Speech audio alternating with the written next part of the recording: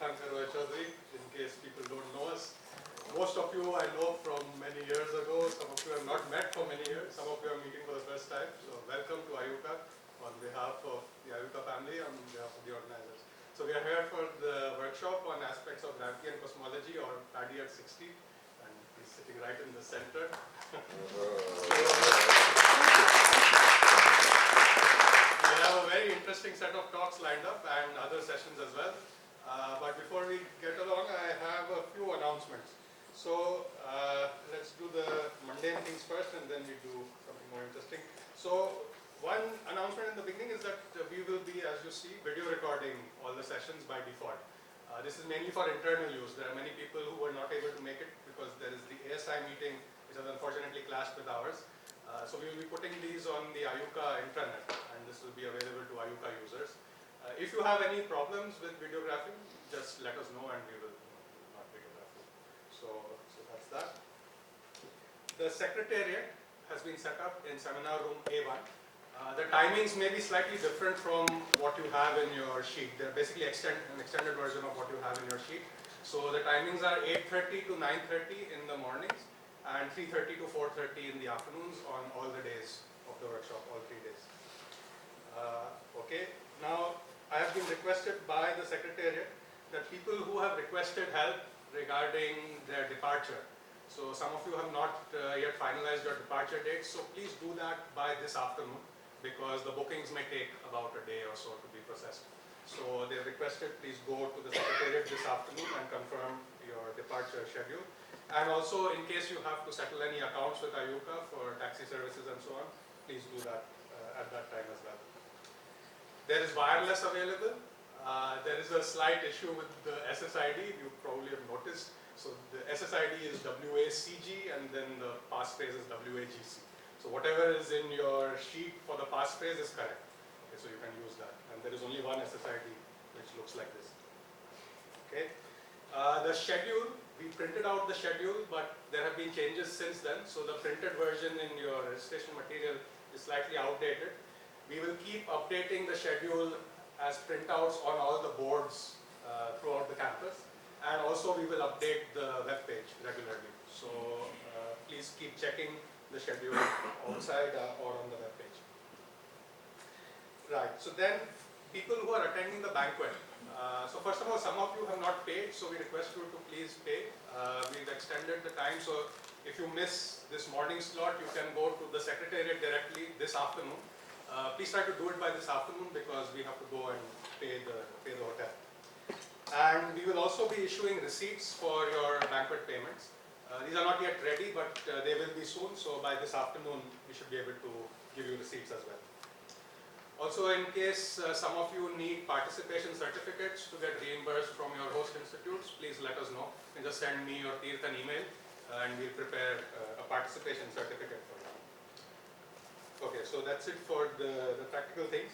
Now there's one nice thing that I need to announce. So collaborators and students and colleagues of Paddy have come together and produced a book. And this is basically Sunu and Jasjeet. Where's Sunu? There he is, yes. And Jasjeet was not yet here, but he will be here by tomorrow afternoon. So I have been asked to announce this book. So here it is. It's a very impressive volume actually. And the table of contents is in your registration material. Please feel free to look at it. This will be kept on display here. Is there anything else you want to say about it? Yes. So I just wanted to say that actually this is the way things got started, because the first idea was for the book, and then while these discussions were happening and emails were being sent, we thought we should also have a meeting around this event. So it's fantastic that all of you could make it. So I'm done talking, and we have the first session with Donald Lynden and Narsimha. So we'll start with Donald.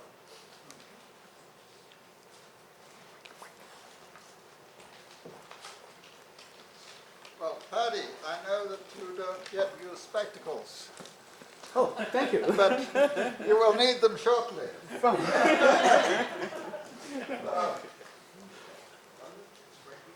Non-prescription. I must be reading glasses.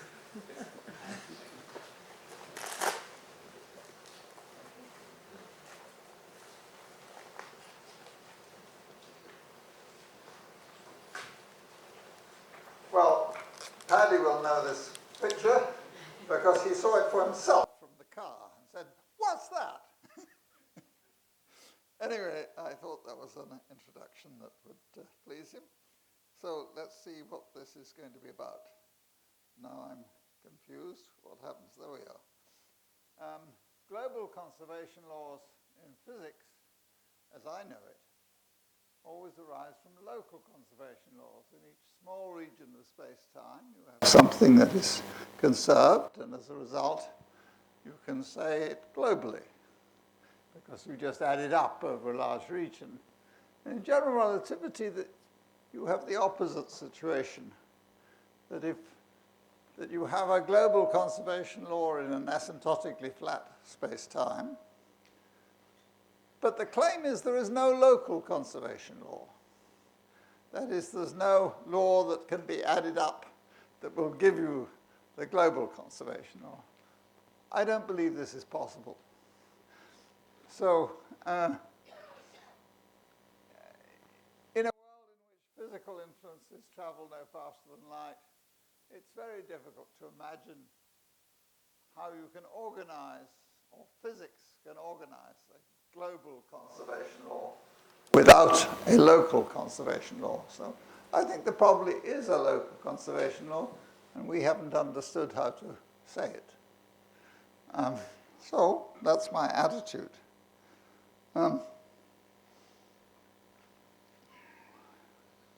Well, one of my beliefs was that, or is perhaps, that local has been interpreted too strongly within general relativity. There's a pointer here. Oh, okay, thank you. Thank you.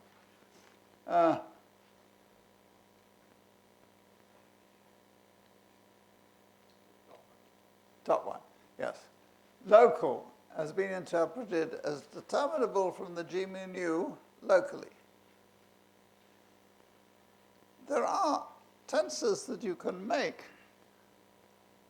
that are solutions of partial differential equations which have boundary conditions a long way away, which are in some sense local because they give you a tensor or vector locally, but they're not local in the sense that they can be determined locally from the G mu nu,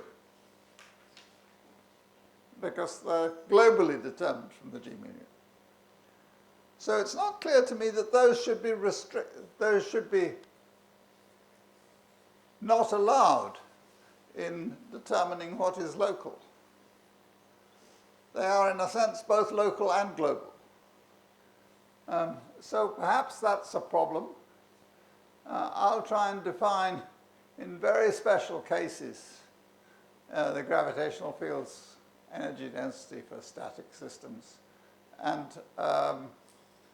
this, I claim, is a very poor man's start to a very difficult problem. And so I'm going to state some axioms. This means that you have to disbelieve in one of these if you're going to disbelieve in the result. So the axioms are taken really from electricity.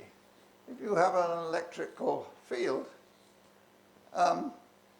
you know that the energy density of the electrical field is E squared plus B squared, and it's per unit volume.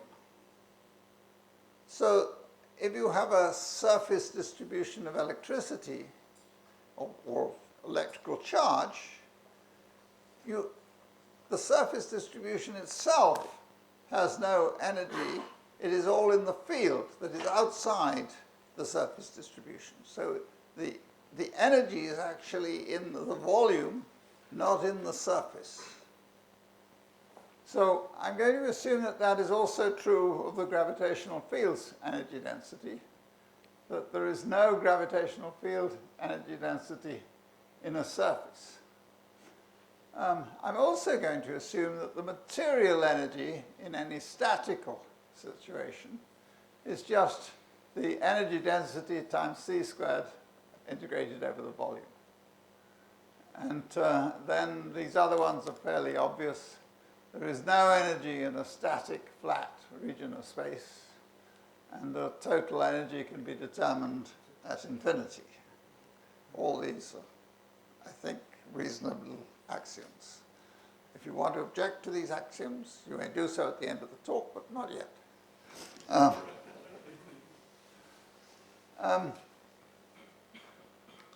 Let's take, for simplicity, a spherical case. This can be done out of spherical symmetry. It's just easier to draw a spherical case.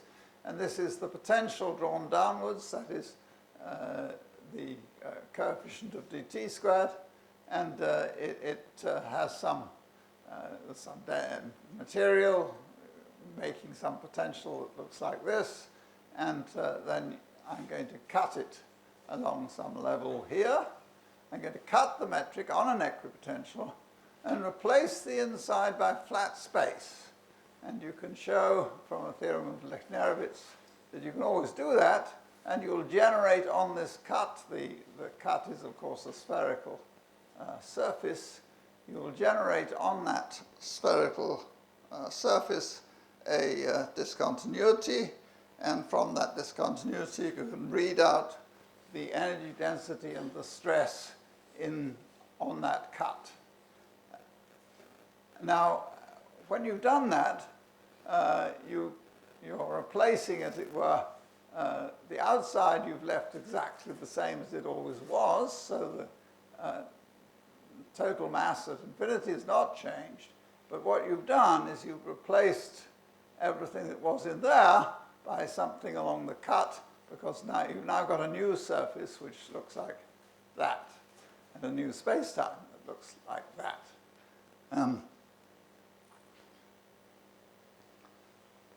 This generates the surface distribution of energy, stress energy on the cut. By our first axiom, all the energy at the cut is material energy, because there's no field energy in the cut.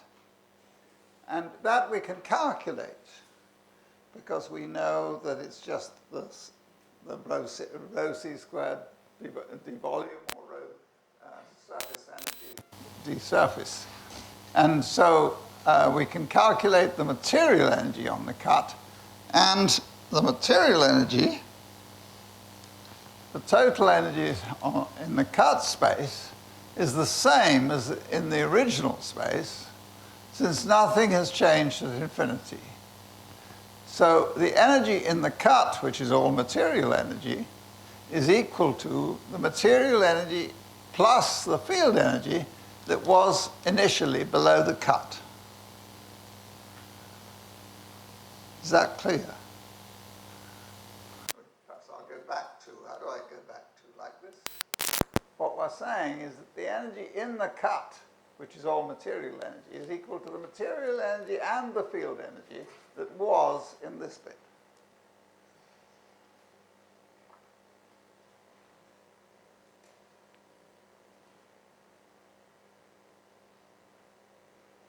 We can now calculate the field energy that was below the cut, and having done that, we can move the cut. That is, we can change the cut by a little bit, move it, say, up a little bit, and we'll then find out how much energy there is in the field energy and in the material energy between two cuts.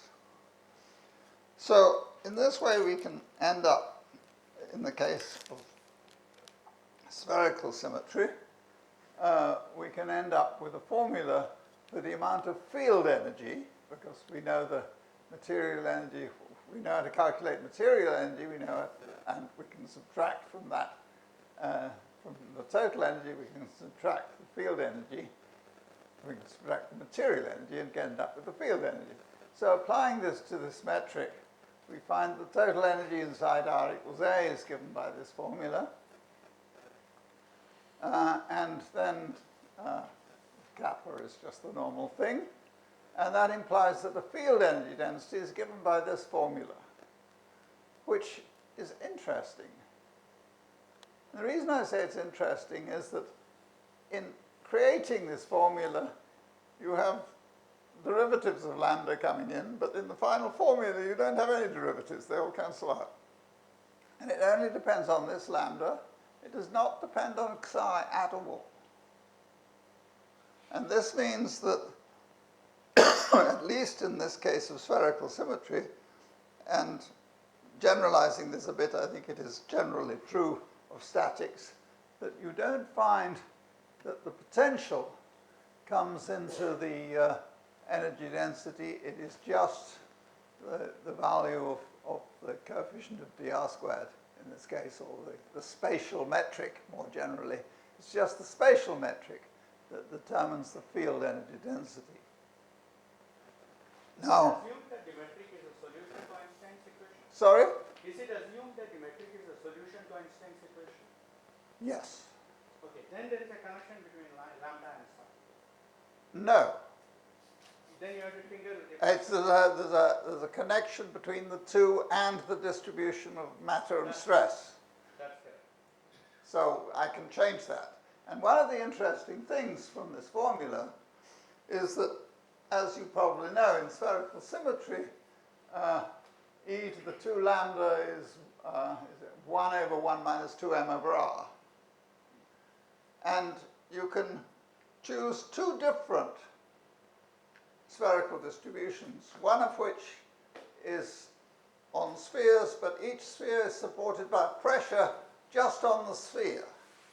There is no radial pressure at all. It's just an anisotropic pressure that supports that sphere.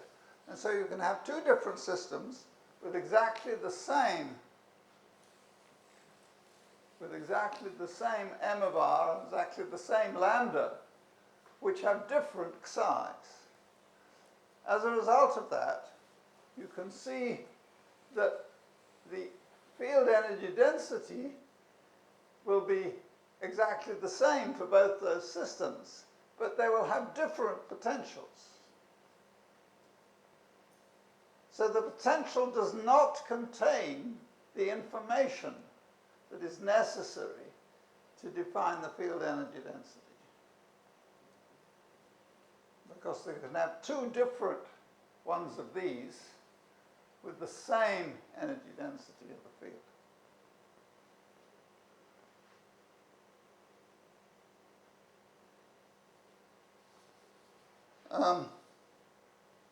In the written version of this talk, I've extended these arguments to some extent to derive all components of the stress tensor, but that was going to be too long, so I cut it.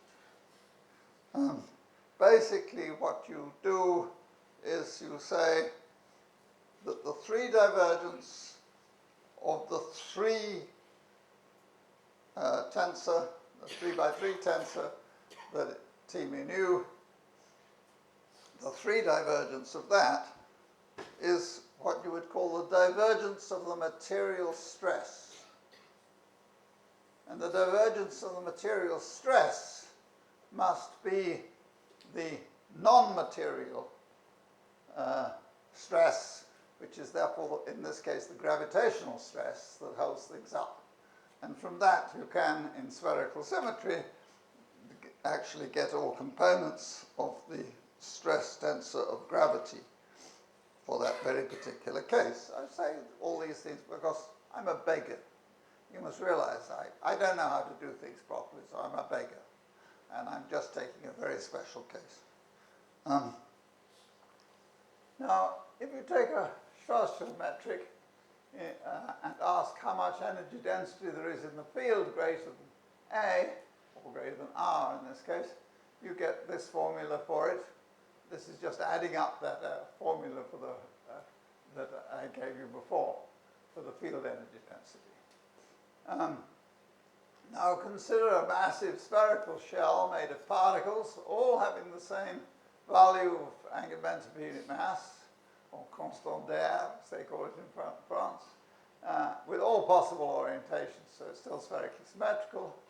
The energy equation of a spherical shell so made up, which can move radially, is, you can find out from this, you can do it 2 different ways, and it gives you the same answer, I'm glad to say.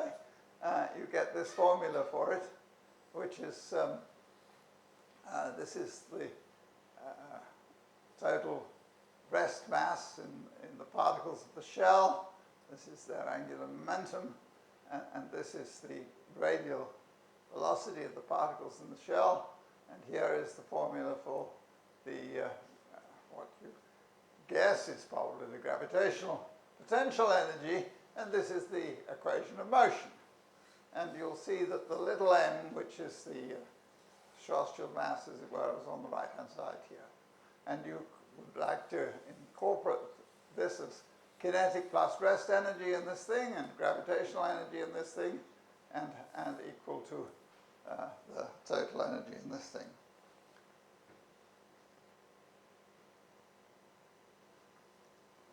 Outside the shell, the metric is Schwarzschild, with the same m at all times, but different amounts of this metric are revealed at different times. As the shell moves inwards, you get a different amount of the Schwarzschild metric exposed.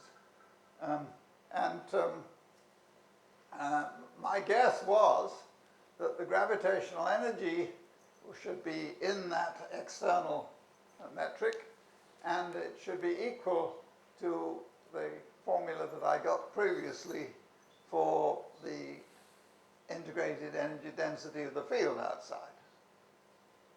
It is not true. The integrated energy density of the field outside gives you one formula, and it is not equal to the formula that you get by identifying things as the kinetic and potential energies in that last formula. They are equal whenever r dot is equal to 0. So whenever it is in practice static, or momentarily static, then these two are equal. But at all other times they are not equal. And I don't know why, but maybe my intuition is wrong. And maybe one of the axioms is wrong. So the question that I leave you with is one of our axioms untrue? Is our application incorrect? Our answer is only wrong when the system is not momentarily static. Is it wrong to think of the total energy as the sum of a material energy and a gravitational energy? I don't know which of these things is wrong, but I'm confident that there's something wrong. Paddy has illustrated many problems in physics and astronomy, which are simple but interesting examples. So I'm hoping that he will once again enlighten me on what is wrong, but you never know. How are we doing for time? Is it a good idea to stop? Go on, we have a lot of time. I have a lot of time. All right, I'll go on a little. We are told there is no stress energy for gravity. Is it true? Well, I don't know. Anyway, this is what I said a bit earlier. Given any vector field, and in particular given a killing vector, we can make a unit vector field, W, which is psi over mod psi. And then any tensor T can be split invariantly into 4 parts. One doubly perpendicular to W, that's this bit. One perpendicular to W on one side and parallel to it on the other. And then there's the other one. And then this bit. And so there are 4 things there that you can look at. And if you use that on the stress energy momentum tensor, that's giving you everything. But the spatial stress tensor is this bit. And if you take the divergence, that is the perpendicular divergence, by which I mean thinking of psi as being the killing vector, you take the 3 divergence, therefore, of S, that's the non-material or the gravitational force on the material. And so in this way, you can actually get stresses, at least in the cases when the spatial and temporal things separate from one another, that is statics rather than stationary. I think that's all. Thank you very much. We have time for some questions. When we take low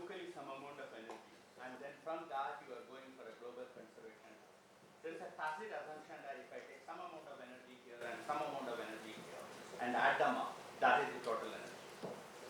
Now, it is true in almost all cases where energy is not a source of gravity, but if there is some amount of energy here and that produces gravity and that is interacting with that amount of energy there, there is also an additional piece which is the interaction energy.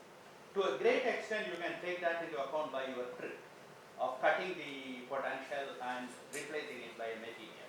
Yeah. But if you ignore contributions from the surface, I'm not sure that a little bit of that is leaking out. So you think that there is, I think the surface action is probably the suspect. you think that there is another piece in the surface which is Which is sort of field energy rather than material energy. which is field energy rather than material. Yes. We can talk about it. Yeah, well, that could be, and that may be the solution to this And the small reason problem. is this, because the Gauss law sort of tells you But- that But it is not true in statics. no, it won't be true in statics, because statics is okay. We can get back to that. The statics has to do with this business that when radial velocity is zero and you are supporting everything by the tangential pressure, is a very special case. Yes. I think that is where the Well, maybe. Yeah. I thought that anyway, this is good fun to illustrate with Yes. axioms what is necessary and what is not necessary. Thank you. Lynden, Sorry, following up what Paddy was saying, I think if you use the Israel junction condition, you would see that there would be a contribution Exactly. from the surface, and you are ignoring that to my mind. If I use the junction condition for a moving surface, you mean, or what? Well, you cut the space-time anyway, when you look at, so you have two pieces of space-time. That's correct. So then you have to apply the Israel junction condition there. That has been applied. Paddy said, That has been applied. I didn't see it. I know I didn't put it on the board, but it is that Israel junction condition that I applied. But then where is the contribution from the surface? It's very hard for me to see that. There is a contribution from the surface. That's exactly what I worked out. No, but from the energy point of view, there was no contribution from that surface that you could. It was a field energy. There was no Whatever. field energy in the surface. Whatever, you can find it out by this Israel junction condition. I know, I got it from there, and I found out what the material energy contribution was from the surface, precisely from the Israel junction conditions. So that is what I used to get the material distribution on that energy So surface. the lesson is we have to read your paper. Yeah, right. That's in the book. So I think I'm asking the same question in a slightly different way as the last two. When you impose the boundary conditions, are you or are you not assuming the existence of a distributional term in the energy density at the surface? I am assuming there is a distributional term Not in the energy imposing, density not of the surface. imposing a differentiability of the match. No, but I'm limiting the posing surface. exactly the Israel function. Thank you. So, your final axiom was that internal energy be determined at infinity. Another spherical symmetric case being the universe, that seems not to be true. Would you be able to extend this without that final axiom? I think it is almost certainly possible to extend it, but I have not extended it, so I stick to the case that I'm asymptotically charged to infinity, where I feel I'm on confident ground. But I think if you put in the right extra pieces due to the fact that the Hubble constant is there, and there's well, it's equivalent in Newtonian mechanics of a force that's linearly proportional to distance, as you probably know, and you have to put in those terms in the lambda r squared sort of terms in order to make things behave sensibly. But I haven't done that, so I'm talking off the top of my head. Any other questions? Okay, if not, let's thank Donald again.